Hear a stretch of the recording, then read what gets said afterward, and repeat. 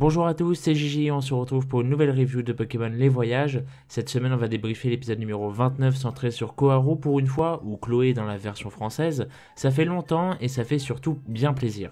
En parlant de la VF, si jamais vous n'étiez pas au courant, sachez désormais que Canal J a commencé le week-end dernier la diffusion des premiers épisodes en tout cas de cette nouvelle saison.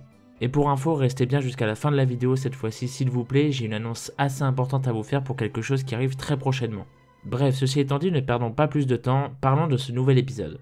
Un épisode centré sur Koharu donc comme je vous le disais juste avant. En effet, sa famille retrouve un Poichigeon blessé devant chez eux et s'en occupe donc afin de le guérir. Cependant, le Voltoutou de la famille voit d'un mauvais œil le fait que Koharu le bichonne plus que lui-même, il est donc tout simplement jaloux de cette pseudo nouvelle recrue au sein de la famille. Bon, qu'on se le dise, dit comme ça et sur le papier, c'est clairement pas intéressant. Mais dans les faits, c'est tout le contraire. Car cela permet de développer Koharu de plusieurs manières. Tout d'abord, le fait pour Koharu d'avoir à ses côtés deux Pokémon dont elle s'occupe développe ainsi forcément sa relation avec les Pokémon en général. Elle qui, je vous le rappelle jusque-là, était plus du genre je m'en foutiste avec les Pokémon, au point d'en avoir toujours pas trouvé sa voie, ce qu'elle aimerait faire plus tard. Mais en plus de cela, on en apprend plus sur Koharu, et surtout sur son passé, notamment sa rencontre avec Voltoutou, qui mènera donc à ce lien si puissant qui les unit tous les deux. C'est un cas très classique mais qui fonctionne bien et en plus ça permet de s'attacher un peu plus à une relation de personnage comme elle qui est assez en retrait jusqu'à présent malheureusement. Pour conclure, j'ai vu pas mal de commentaires revenant sur le fait qu'au final et malgré tout cela, Koharu ne capture pas ce Poichigeon. Alors dans un sens oui c'est assez dommage car elle aurait ainsi pu se lancer dans une voie d'éleveuse par exemple, surtout au vu de son développement lors de cet épisode, tout concordait plutôt bien.